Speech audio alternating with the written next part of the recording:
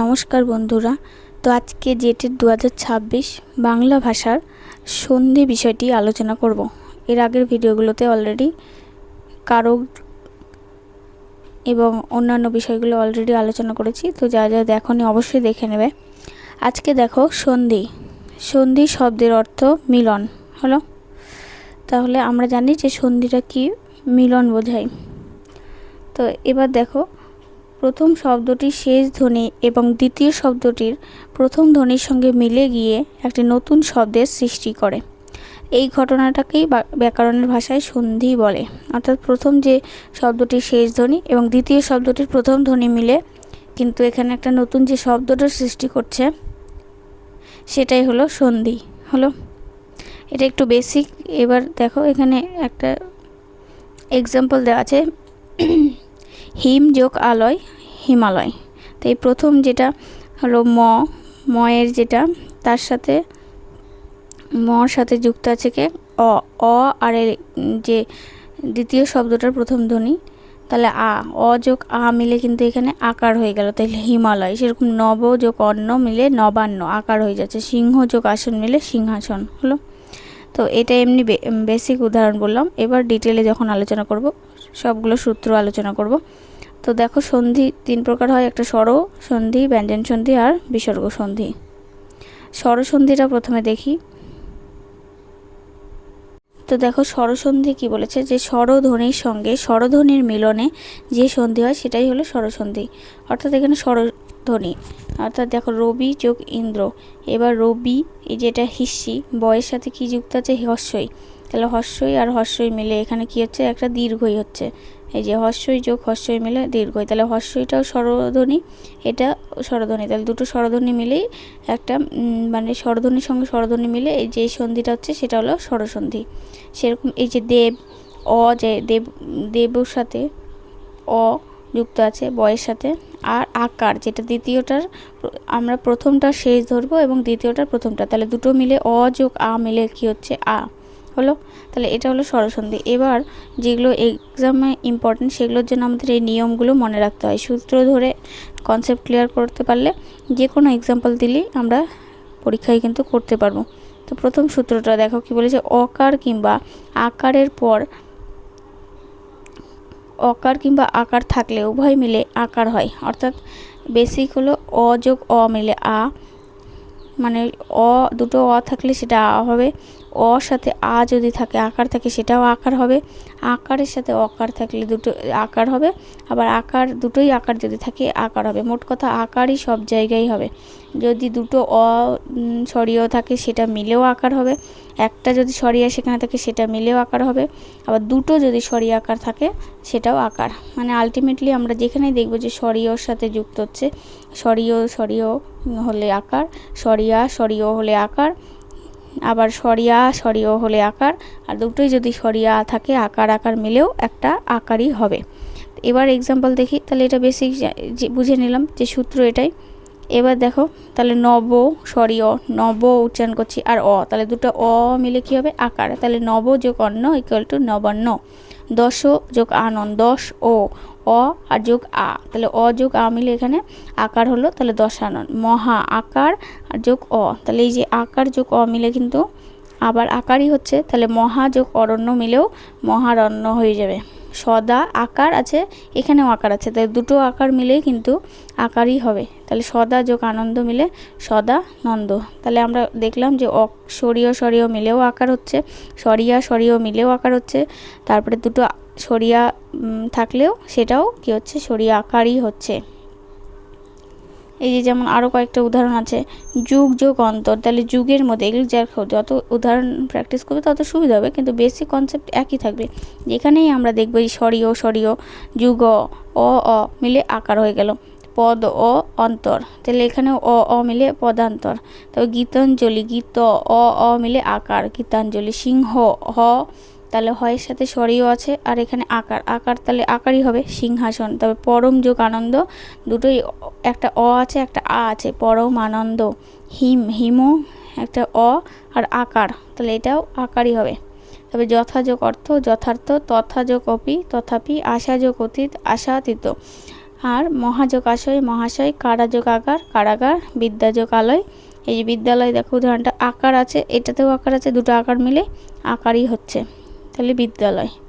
বোঝা গেল? তাহলে প্রথম কনসেপ্টটা এটাই ছিল যে, আরেকবার বলে দিচ্ছি, স্বরীয় স্বরীয় হলেও আকার হবে, স্বরীয়র সাথে আকার যুক্ত হলেও আকার হবে, স্বরিয়ার সাথে স্বরীয় যুক্ত হলে আকার হবে, আর দুটোই যদি স্বরিয়া থাকে সেটাও আকারই হবে, আলটিমেটলি আকারই আসবে। তারপরে দেখো হস্যইর সাথে যদি দুটো হস্যই থাকে সেটা দীর্ঘইকার হবে, যেমন আগেরটার মতো সেম। হস্যের সাথে একটা দীর্ঘই থাকলে সেটাও দীর্ঘই হবে, দীর্ঘইর সাথে হস্যই থাকলে সেটাও দীর্ঘই হবে, আর দীর্ঘই দীর্ঘই দুটো হলেই দীর্ঘই হবে, আলটিমেটলি এটাও দীর্ঘই হবে। যেমন আগেরটা যদি সবেতেই সরিয়া আকার যদি যুক্ত থাকে সেটাও সরিয়া আকার হবে, আবার ডমিনেন্ট করছে, এরাই ডমিনেন্ট করছে, আবার দীর্ঘই যদি থাকে সে সব কেসেই কিন্তু দীর্ঘই হবে। যেমন কবি যোগ ইন্দ্র, বি হস্যই আছে, হস্যই যোগ হস্যই মানে দীর্ঘই, মানে কবীন্দ্র, বয় দীর্ঘী। তা প্রতি তয় হিস্যি আছে, তয় হিস্যি আর দীর্ঘই, দীর্ঘই আছে মানে এটা দীর্ঘই হবে। শচীন্দ্র স তালিব স, তার সাথে চয় দীর্ঘী আছে, দীর্ঘী এটা হস্যই, দীর্ঘই হস্যই মিলে আবার দীর্ঘই, আবার দীর্ঘই আর এটা দীর্ঘই মিলেও দীর্ঘই, অর্থাৎ তয়ে দীর্ঘী, সতীশ।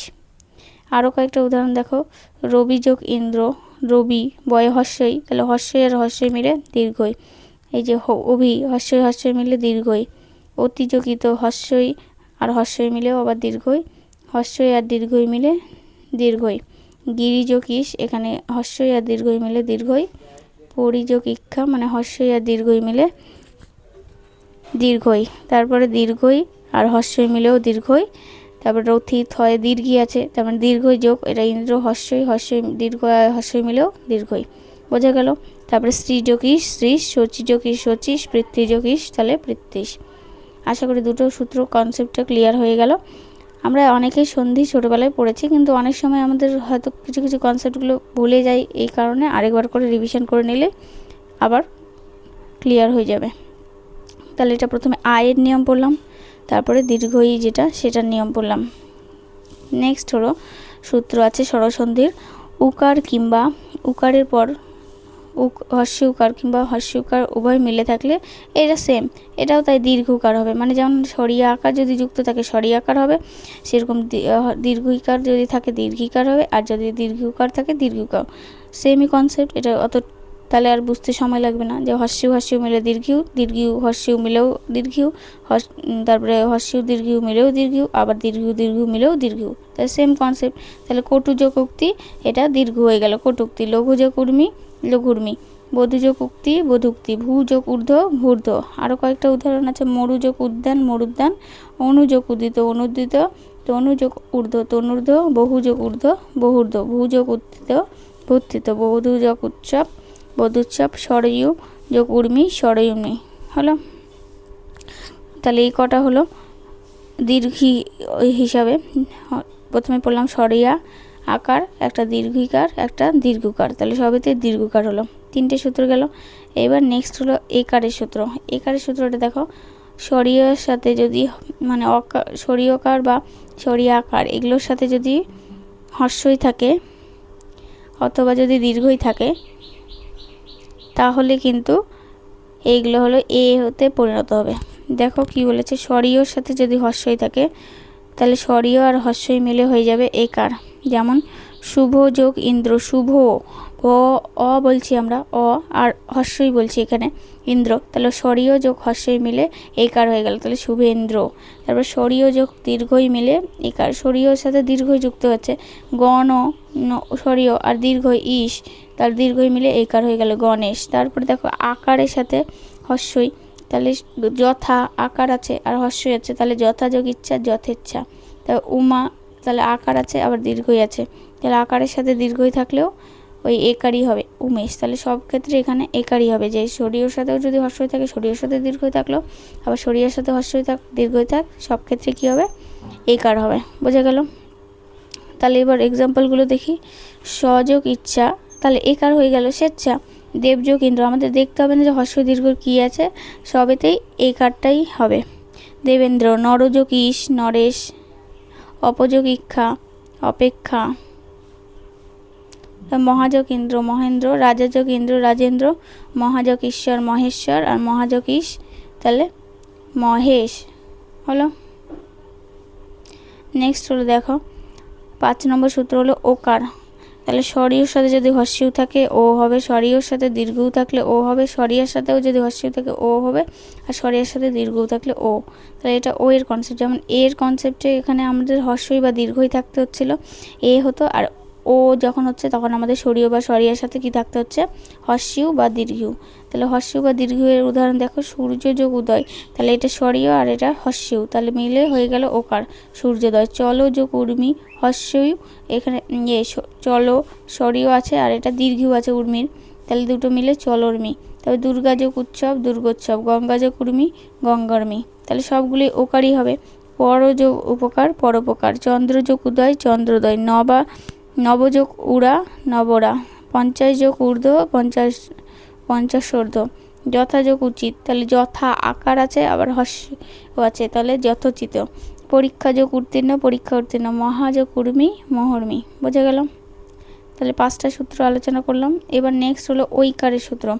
এটা আবার ঐকারের জন্য দেখো সবগুলোর সাথে আমাদের স্বরীয়র সাথে যদি এ যুক্ত হয় তাহলে ঐকার, স্বরীয়র সাথে ওই যুক্ত হলেও ঐকার, স্বরীয়ার সাথে এ যুক্ত হলেও ঐকার, আবার স্বরীয়ার সাথে ওই যুক্ত হলেও ঐকার, মানে আলটিমেটলি ঐকারই হবে। এ যুক্ত হলেও ঐকার হবে, ওই যুক্ত হলেও ঐকারই হবে। তাহলে দেখো স্বরীয়র সাথে এ যুক্ত হয়ে যেটা ঐকার হচ্ছে তার উদাহরণটা 1 যোগ 1 মানে একৈক। তাহলে এটা স্বরীয় আছে প্রথমে কয়ের মধ্যে কত আছে, অ আছে আর এ আছে, লাস্টেরটা প্রথমটা ধরবো, মানে দ্বিতীয় শব্দের প্রথম ধ্বনিটা এ, তাহলে স্বরীয় যোগ এ মিলিয়ে তাহলে ঐকার হয়ে গেল, কয়ে ঐকার। তবে মত যোগ ঐক্য, তাহলে এটাও যে মতের মধ্যেও কিন্তু স্বরীয় আছে, তাহলে স্বরীয় আর এখানে ওই আছে, তাহলে স্বরীয় আর ওই মিলে তো ওই হবে, তাহলে মতৈক্য। তারপরে দেখো তথা যোগ এ বচ, আকার আছে, আকারের সাথে এ থাকলেও ওই থাকবে, তথই বচ। মহাযোগ ঐশ্বর্য, তাহলে ঐকার আছে আর আকার আছে, আকার আর ঐকার মিলে ঐকার, তাহলে সেটা তো মহাশ্বর্য, মহা ঐশ্বর্য হলো। নেক্সট হলো দেখো উদাহরণ দেখো তাহলে এক জনৈক হলো গেল, তাহলে এ যাদের সাথে এ ওই যুক্ত থাকবে যদি স্বরীয় স্বরীয়ার সাথে, সেটাই হয়ে যাবে ঐকার। এইভাবে মনে রাখলেই তোমরা যে কোনো উদাহরণগুলো থাকলেও কনসেপ্ট হিসাবে করতে পারবে। হিত যোগ এসি, তাহলে ত অ আচার এ দেখবো, তাহলেই বুঝতে পারবো যে ঐকার হবে। রাজ্য যোগ ঐশ্বর্য, রাজৈশ্বর্য, ধন যোগ ঐশ্বর্য, ধনৈশ্বর্য, সদাযোগ এব, সদৈব, তদাযোগ এব, তদৈব, মহাযোগ ঐরাবত, মহাৈরাবত, মহাযোগ ঐক্য, মহৈক্য হলো। নেক্সট হলো 7 নম্বর সূত্র ঔকার। এবার শুধুমাত্র একই কনসেপ্টে স্বরীয় যোগ ও মানে ঔকার, স্বরীয়া যোগ ও মানে ঔকার, আবার স্বরীয় যোগ ঔকার মানে ঔকার, স্বরীয়া যোগ ঔকার মানে ঔকার, মানে আলটিমেটলি এটাই ডমিনেট করছে, একটাই, যার সাথে যুক্ত করো ও আর ও, মানে স্বরীয়া স্বরীয়র সাথে যেটাই হোক ঔকারই হবে। তাহলে বনযোগ, এক্সাম্পলগুলো খুব ইম্পর্টেন্ট, দেখে রাখবে, এগুলো থেকেই থেকে যায়। বন যোগ ঔষধি, তাহলে ও আছে, বন মানে স্বরীয়, এটা স্বরীয় আছে, আর ও মানে ও, স্বরীয় যোগ ও মানে ও দেখতে পাচ্ছি আমরা, তাই জন্য এটা ঔকার হয়ে গেল, বন ঔষধি। তারপর পরম, ম অ আছে, অর সাথে আবার ঔকার যুক্ত হলেও ঔকারই হয়, পরম ঔষধি। মহা, আকারের সাথে ও যুক্ত হলেও ঔকারই হবে, মহৈক্য। আর মহাযোগ ঔদার্য মানে মহৌদার্য। বুঝে গেল? এরকম কয়েকটা উদাহরণ আছে। জল যোগ ওকার, জলৈকা, বিম্ব যোগ অষ্ট, বিম্বষ্ট, চিত্ত যোগ ঔদার্য, চিত্তাদার্য, উত্তম যোগ ঔষধ, উত্তম ঔষধ। আর মহাযোগ ঔষধি, এটা খুব ইম্পর্টেন্ট, এটা থাকে অনেক সময়, তাহলে ও আছে কিন্তু ও থাকলেও আমাদের সেটা ঔকারই হবে, আকারের সাথে ও থাক, আকারের সাথে ও থাক, এটাই হবে। মহাযোগ ওদন, মহৌদন, সদাযোগ ঔচ্ছুৎক, সদচ্ছুৎক, আর মহাযোগ ঔষধ, মহা ঔষধ হলো। এই দুটো এক্সাম্পল দেখো, মহাযোগ ঔষধি আর মহাযোগ ঔষধ। মহাযোগ যখন ঔষধি লেখা আছে তখন কিন্তু ঔষধি আমরা ঔষধি ও দিয়ে বলি, তাই না? আমরা দ্বিতীয়টা হয়তো দেখছি অনেক সময় ভেঙ্গেও থাকে, সেটার জন্য দেখে রাখো, যখন ঔষধ কথাটা বলবো ঔষধ বলার সময় কিন্তু ঔকার ব্যবহার করছি, কিন্তু ঔষধি যখন বলছি ঔষধি ও তখন ব্যবহার করছি। তাহলে যদি এটা ভেঙে থাকে যে মহৌষধ, তখন কিন্তু ঔকার হচ্ছে, ঔষধ যেহেতু। আর যখন ঔষধি বলছি, ঔষধির ক্ষেত্রে কিন্তু এটা যখন ভাঙবো মহৌষধিটাকে, তখন কিন্তু ও থাকছে, হলো। তাহলে মহাযোগ ঔষধি মানে মহৌষধি, আর মহাযোগ ঔষধ মানে কিন্তু মহা ঔষধ। আশা করি বুঝতে পারছো। নেক্সট হলো দেখো 8 নম্বর সূত্র। এবার এগুলো কিছু ইম্পর্টেন্ট সূত্র। দেখো কি বলেছে, যদি স্বরীয়র সাথে যদি রি থাকে তাহলে অর হয়, স্বরীয়ার সাথে যদি রি থাকে তাহলে অর হয়।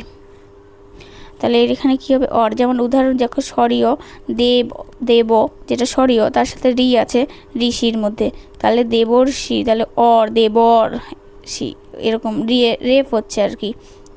অর বলতে রেফ হচ্ছে এখানে। রাজা যোগ ঋষি, তাহলে আকার যোগ রি মানে রাজর্ষি, সেখানেও কিন্তু রেফ হচ্ছে। হলো এরকম উদাহরণ সপ্ত যোগ ঋষি, তাহলে সপ্তর্ষি হবে। উত্তম যোগ ঋণ, রি থাকলে সেগুলো রেফ হয়ে যাবে।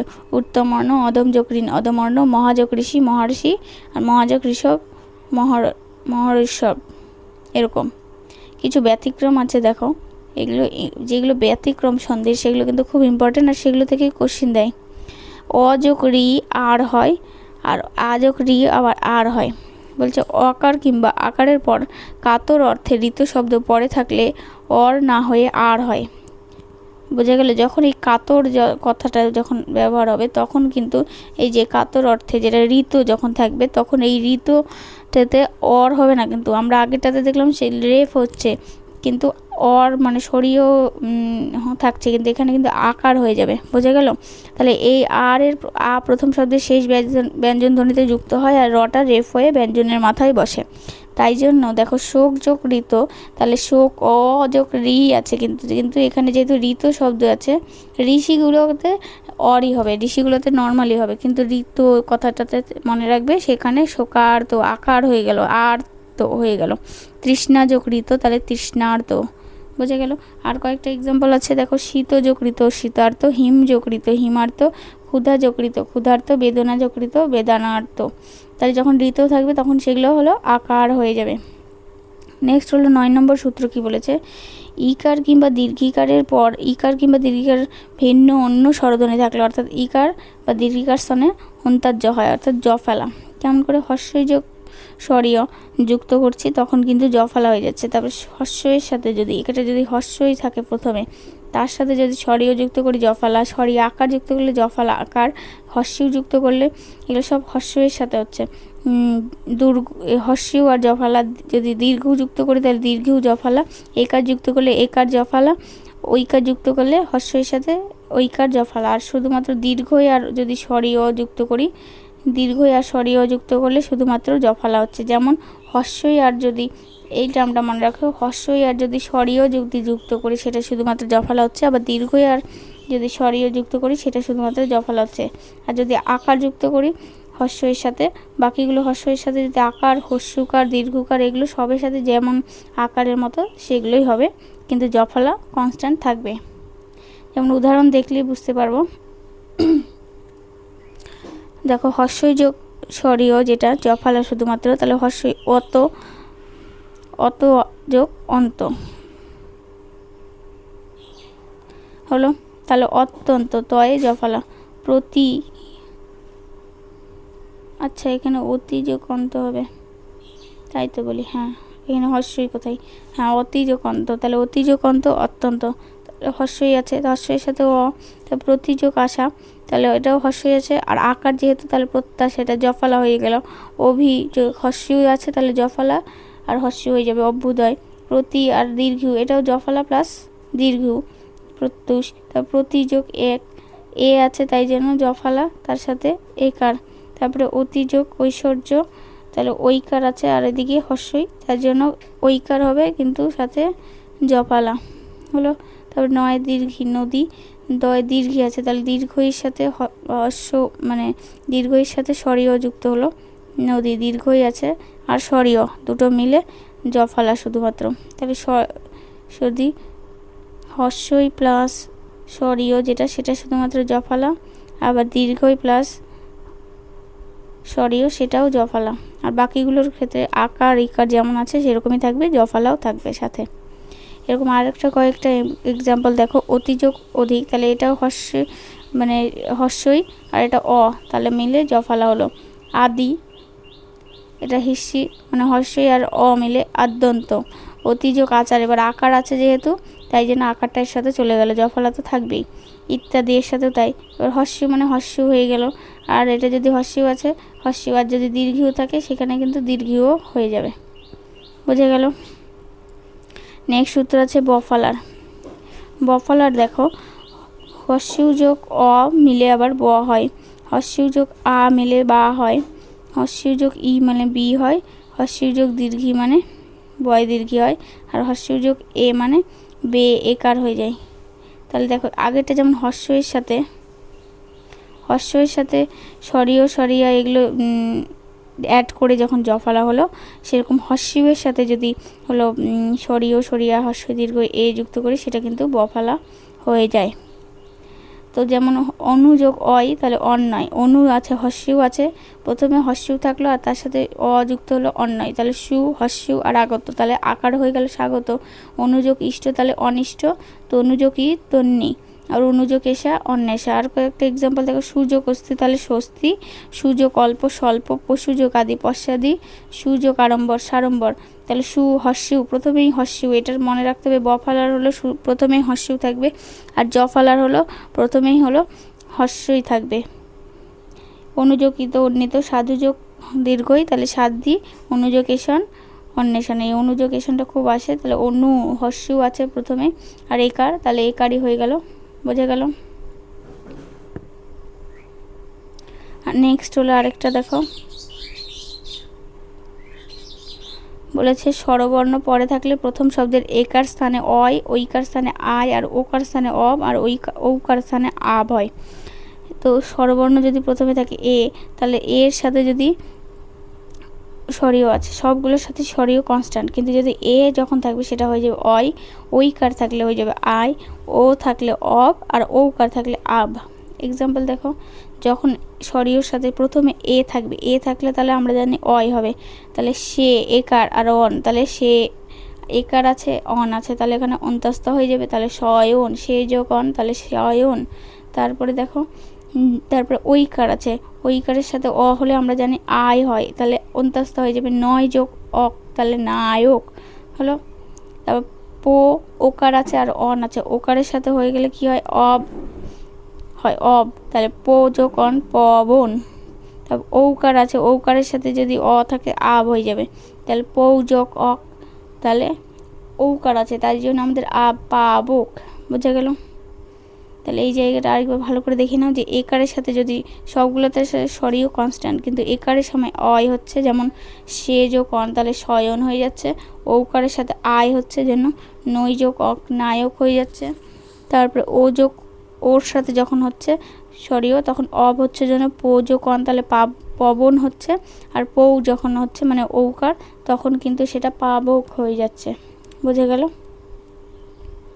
আর কয়েকটা এক্সাম্পল আছে, নে যোগ অন তাহলে একার আছে তাই জন্য অন্তস্থ হয়ে গেল অয়, নয়ন, তাহলে গই ঐকার আছে তাই অন্তস্থ আয়, আয় হয়ে যাবে আয়, তাহলে ঐকার থাকলে আয় হয়।